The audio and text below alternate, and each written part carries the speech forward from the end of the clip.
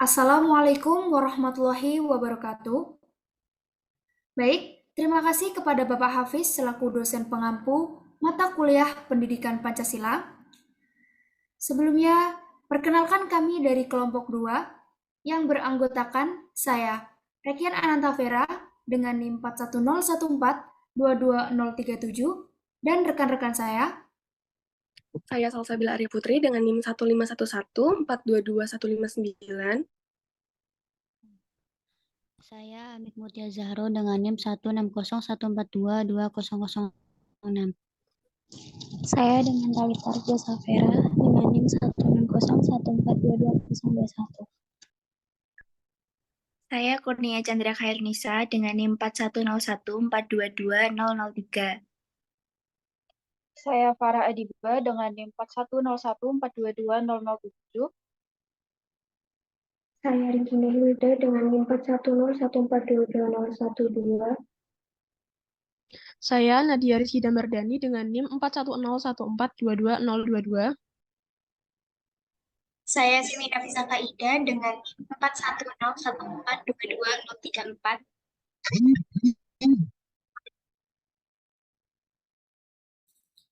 Baik, kami akan mempresentasikan hasil diskusi kelompok kami. Untuk materi pertama akan dibacakan oleh rekan saya, Farah. Untuk Farah, waktu dan tempat saya silakan. Baik, terima kasih. Langsung saja ke materi yang sudah kami siapkan. A. Sistem hukum berdasarkan Pancasila dan Undang-Undang Dasar 1945. Pengertian hukum. Hukum merupakan sesuatu yang inheren terkait dengan kehidupan sehari-hari. Hukum tumbuh dan berkembang dalam kehidupan di masyarakat. Karena itu, hukum dapat dipandang sebagai fenomena sosial. Hukum sebagai fenomena sosial memiliki kaitan yang erat dengan perkembangan masyarakat. Karena masyarakat itu dinamis dalam arti terus berkembang dan berubah. Maka hukum pun mengalami perkembangan dan perubahan.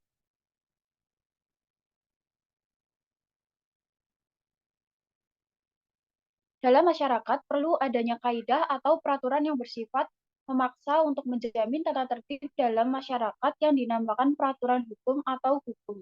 Norma ini ada 4 macam, yaitu 1. Norma agama, 2. Norma kesusilaan, 3. Norma kesopanan, 4. Norma hukum. Hukum adalah peraturan mengenai tingkah laku manusia dalam pergaulan bermasyarakat yang ditetapkan oleh badan berwajib, bersifat memaksa, dan mengandung saksi yang tegas. Peraturan-peraturan hukum mengatur dan memaksa anggota-anggotanya untuk patuh menaatinya sehingga terciptanya keseimbangan di tiap kehidupan bermasyarakat. Menurut para ahli, yang pertama, Claire Menier, keserasian hubungan antara manusia yang menimbulkan kewajiban-kewajiban. Yang kedua, Kapiten, keseluruhan aturan yang mengikat dan mengatur hubungan kompleks antara manusia di dalam kehidupan masyarakat. Yang ketiga, oleh Len, keseluruhan aturan yang harus ditaati oleh manusia dalam kehidupan bermasyarakat.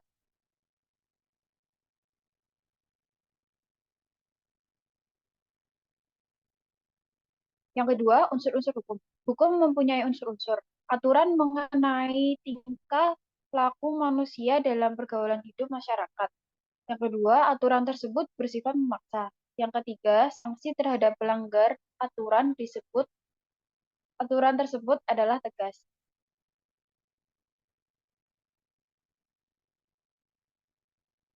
Selanjutnya, ciri-ciri hukum. Yang ke-1, keseluruhan aturan tingkah laku dalam masyarakat. Yang kedua, aturan tersebut harus dipatuhi dan ditaati oleh masyarakat. Selanjutnya akan dijelaskan oleh rekan saya, Salsa. Baik, terima kasih atas waktu dan kesempatannya. Sekarang saya akan menjelaskan tentang tujuan hukum. Menurut para ahli, yang pertama, menurut Aristoteles, hukum berarti membuat adanya keadilan. Yang kedua, menurut Profesor Appledorn, tujuan hukum adalah mengatur pergaulan hidup secara damai. Hukum menghendaki perdamaian di antara manusia dengan melindungi kepentingan manusia tertentu, kehormatan, kemerdekaan, jiwa terhadap harta terhadap pihak yang merugikannya. Yang ketiga, menurut Bentham, tujuan hukum adalah semata-mata mewujudkan apa yang berfaedah bagi seseorang.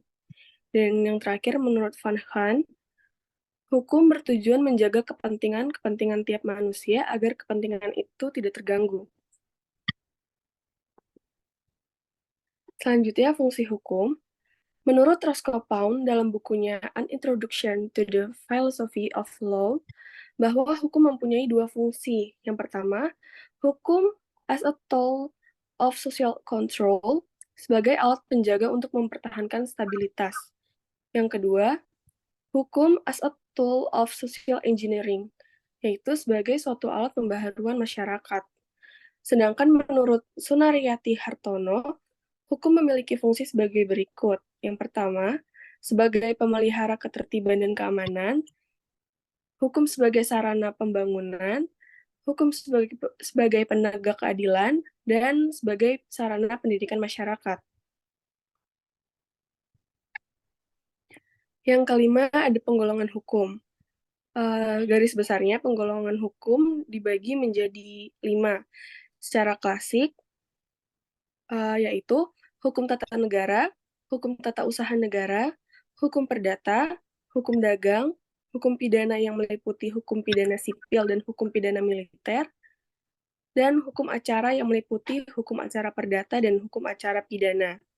Lalu, dilihat dari sumbernya, hukum terdiri atas hukum undang-undang, yaitu hukum yang bersumber dari peraturan perundang-undangan.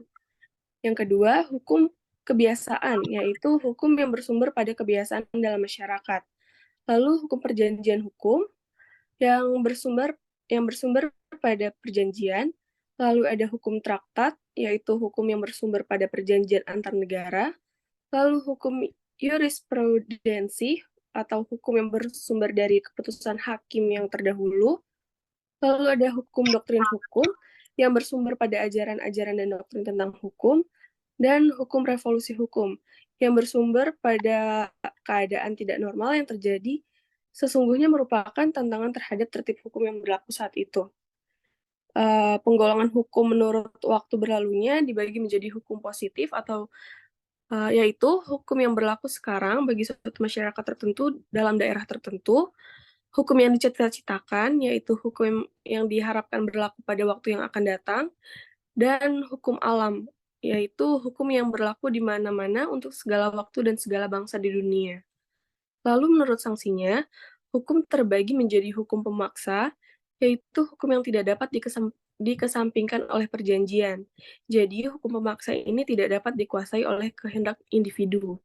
Dan hukum pengatur atau hukum pelengkap, yaitu keseluruhan struktur hukum yang dapat dikesampingkan oleh perjanjian antara pihak-pihak.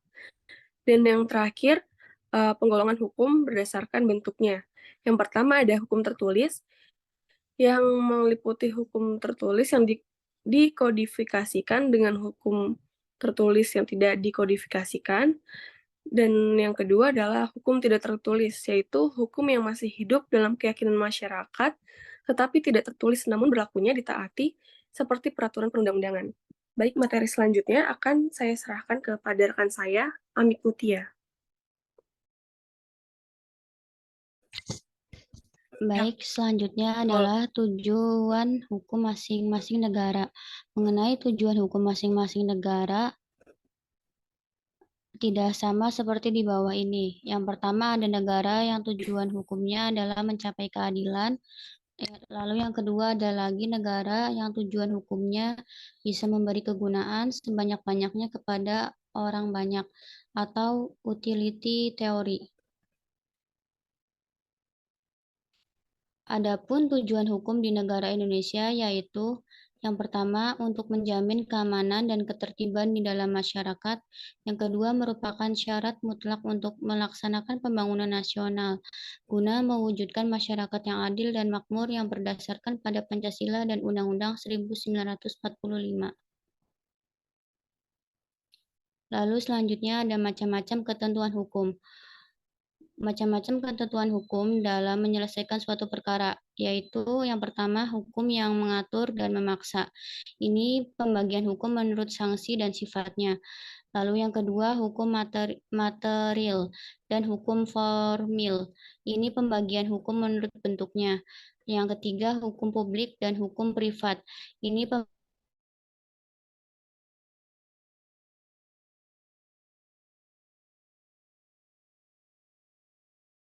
pembagian hukum menurut isinya.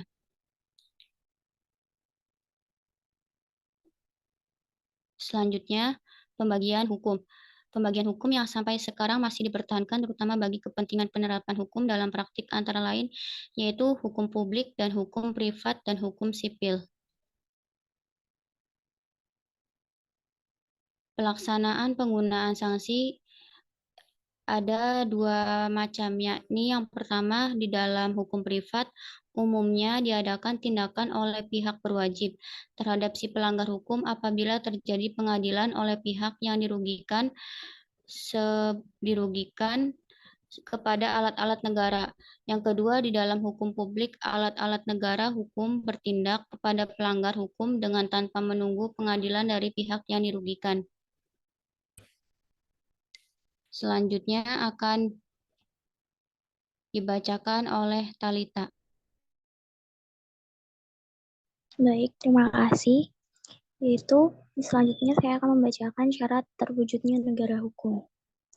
Adapun syarat-syarat untuk terwujudnya negara hukum ialah yang pertama yaitu pengakuan dan perlindungan terhadap hak asasi warga negara maupun penduduk oleh penguasaan. Yang kedua, peradilan yang bebas dan tidak memihak. Yang ketiga yaitu legalitas. Selanjutnya, tujuan pembangunan di bidang hukum. Adapun tujuan pembangunan di bidang hukum adalah yang pertama meningkatkan kesadaran hukum, menjamin penegakan dan pelayanan kepastian hukum, serta mewujudkan tata hukum nasional yang mengabdi pada kepentingan nasional. Yang kedua, memantapkan pelaksanaan pembangunan, menciptakan kondisi yang lebih mantap sehingga dapat menikmati iklim kepastian dan ketertiban hukum serta memberikan dukungan dan pengarahan pembangunan demi mencapai kemakmuran yang dan merata adil, menumbuhkan dan mengembangkan disiplin nasional dan rasa tanggung jawab sosial. Selanjutnya, memantapkan kedudukan hukum dan peranan badan-badan penegak hukum serta meningkatkan penegak hukum. Yang selanjutnya, menetapkan penyuluhan hukum untuk mencapai dasar kesadaran hukum yang tinggi dalam masyarakat. Yang kelima, mengusahakan agar berlangsung secara tepat proses peradilan.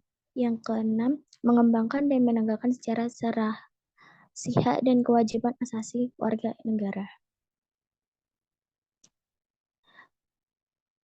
Kaidah atau norma. Jika pengertian norma hukum atau kaidah hukum sebagai pelembagaan nilai dirinci, kaidah atau norma hukum yang dimaksud dapat berisi yang pertama, kebolehan atau dalam bahasa Arab disebut mubah atau premier. Yang kedua, anjuran positif untuk mengerjakan sesuatu sunnah. Yang ketiga, anjuran negatif untuk tidak mengerjakan sesuatu atau makruh. Yang keempat, perintah positif untuk melakukan sesuatu atau kewajiban obligator. Yang kelima, perintah negatif untuk tidak melakukan sesuatu atau larangan prohibir atau haram. Selanjutnya akan dibacakan oleh rekan saya yaitu Kurnia. Baik, terima kasih. Selanjutnya saya akan menjelaskan tentang pelaksanaan sistem hukum di Indonesia.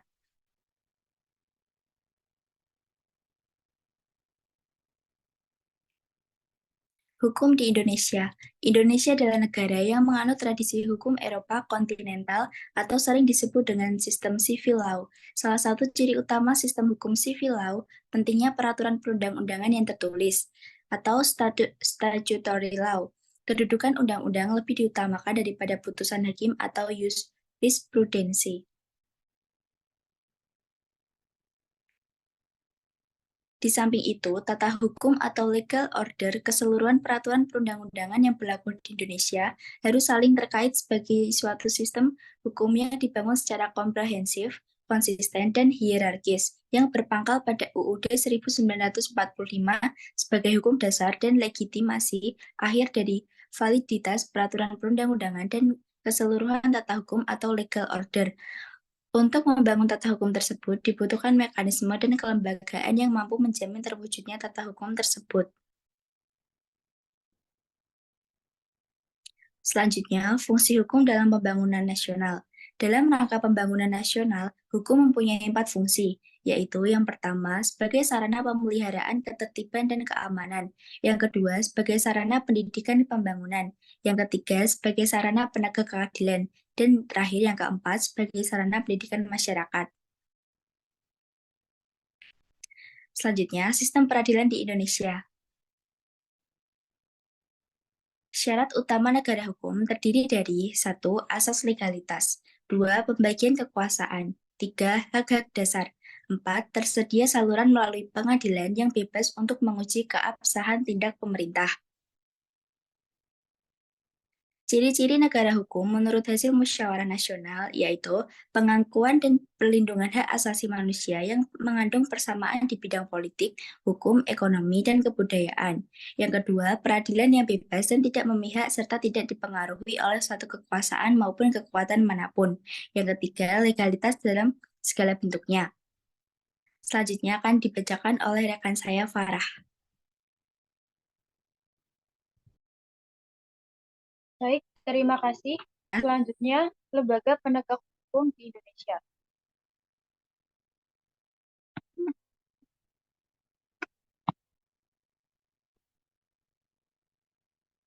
Yang pertama yaitu Mahkamah Agung.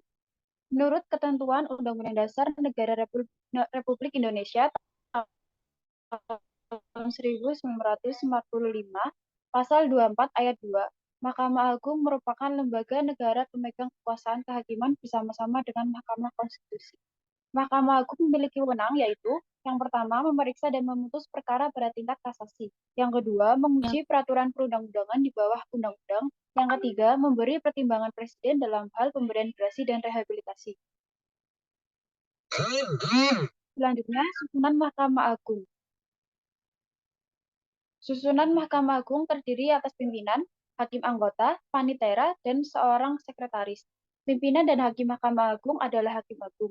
Pimpinan Mahkamah Agung terdiri dari seorang ketua, 2 orang wakil ketua, dan beberapa orang ketua muda.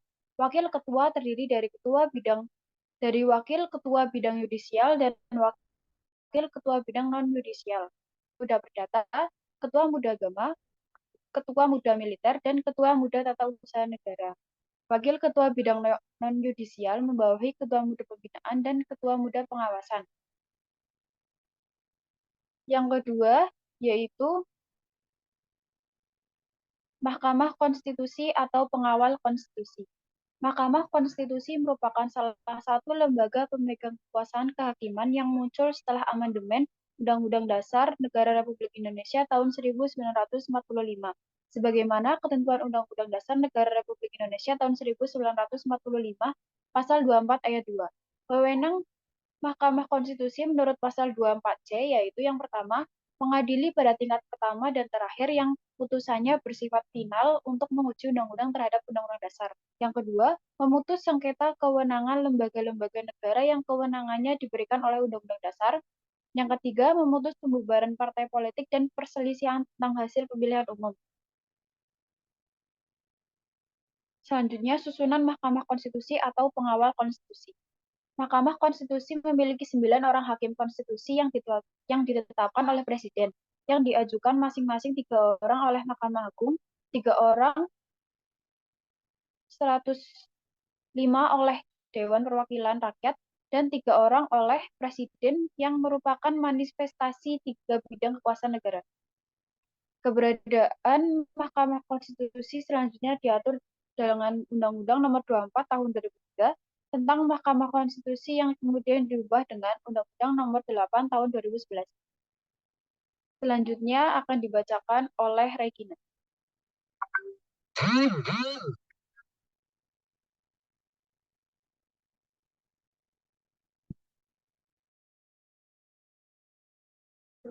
Untuk yang ketiga ada Komisi Yudisial.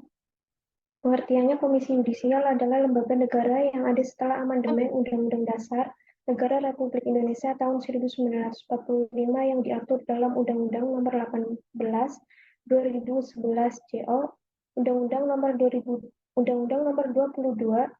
Tahun 2004 tentang Komisi Yudisial yang diangkat dan diberhentikan oleh Presiden dengan persetujuan DPR. Kemudian, Pasal 25B Undang-Undang Republik Indonesia tahun 1945, Komisi Yudisial bersifat mandiri.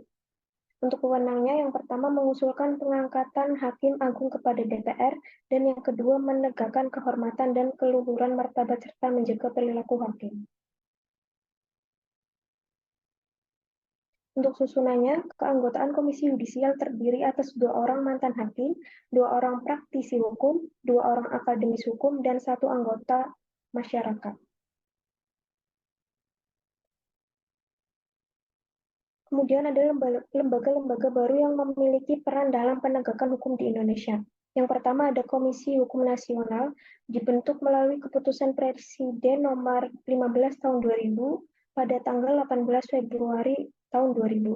Untuk tujuannya yaitu mewujudkan sistem hukum nasional demi menegakkan supremasi hukum dan hak-hak asasi manusia berdasarkan keadilan dan kebenaran. Untuk yang kedua, ada Komisi Pemberantasan Korupsi yang dibentuk melalui Undang-Undang Nomor 30 Tahun 2002 tentang pemberantasan tindak pidana korupsi. Untuk tujuannya sebagai bentuk respon pemerintah terhadap rasa pesimistis masyarakat terhadap kinerja dan reputasi kejaksaan maupun kepolisian dalam hal pemberantasan korupsi.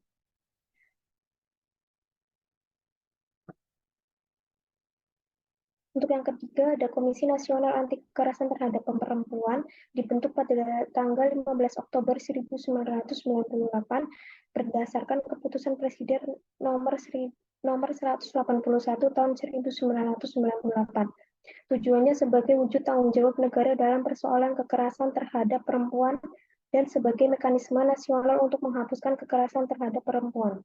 Kemudian, yang keempat ada Komisi Ombudsman Nasional dibentuk pada tanggal 20 Maret tahun 2000 berdasarkan keputusan Presiden nomor 44 tahun 2000.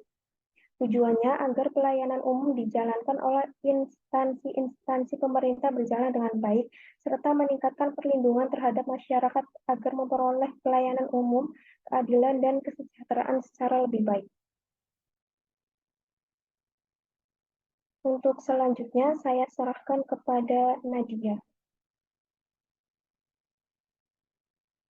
Selanjutnya, untuk Komisi Yudisial yang kelima itu ada kepolisian.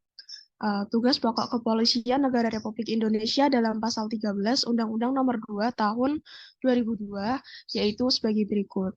Yang pertama yaitu memelihara keamanan dan ketertiban masyarakat. Yang kedua, menegakkan hukum. Dan yang ketiga yaitu memberikan perlindungan, pengayoman, dan pelayanan kepada masyarakat.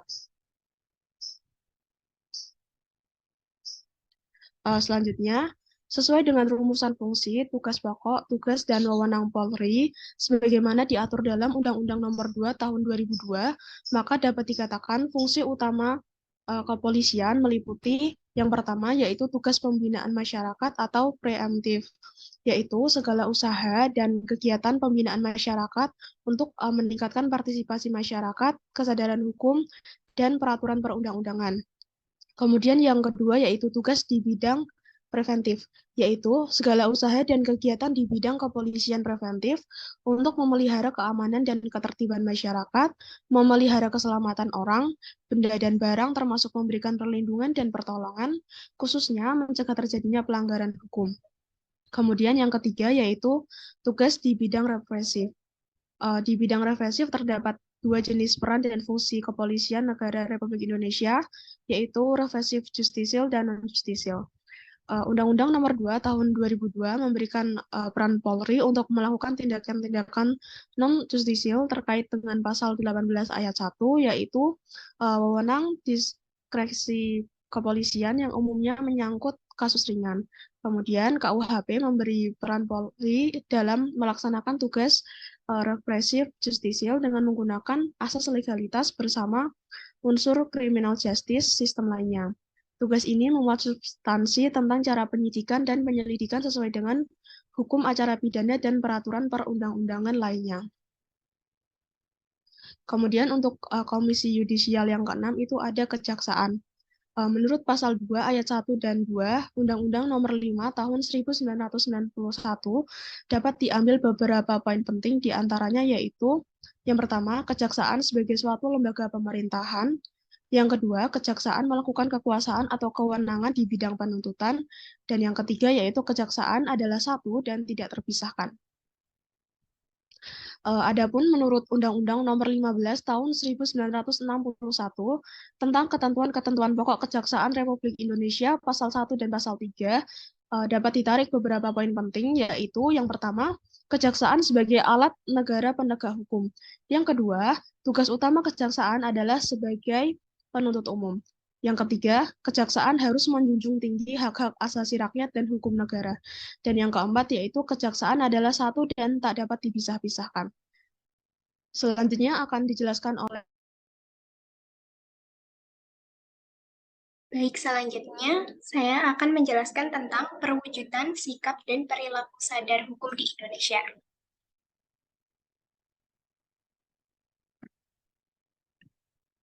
Yang pertama, membayar pajak tepat pada waktunya. Pajak adalah salah satu kontribusi wajib masyarakat kepada negara yang terutang, baik sebagai pribadi maupun sebagai badan usaha yang bersifat memaksa yang digunakan untuk keperluan negara bagi sebesar-besarnya kesejahteraan rakyat. Pajak berperan terhadap pembangunan nasional karena pajak merupakan sumber utama penerimaan negara yang berkisar 70% dari seluruh penerimaan negara. Pajak juga digunakan untuk biaya pendidikan, biaya kesehatan, subsidi BBM, gaji PNS, dan pembangunan fasilitas publik. Manfaat dari membayar pajak adalah yang pertama, membiayai pengeluaran negara. Contohnya, pengeluaran untuk proyek produktif barang ekspor. Dan yang kedua, membiayai pengeluaran reproduktif. Contohnya seperti pengeluaran untuk pengairan dan pertanian. Yang ketiga, membiayai pengeluaran yang bersifat tidak self-liquidating dan tidak reproduktif. Contohnya, pengeluaran untuk pendirian monumen dan objek rekreasi. Dan yang keempat, membiayai pengeluaran yang tidak produktif. Contohnya seperti pengeluaran untuk membiayai pertahanan negara atau perang.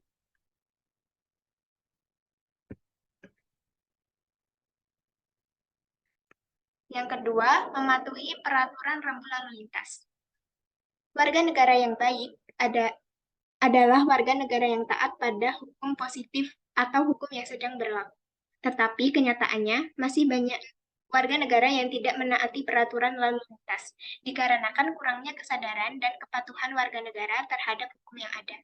Padahal dengan menaati aturan-aturan yang berlaku dalam berlalu lintas dapat mencegah hal yang membahayakan keamanan dan keselamatan dalam berlalu lintas.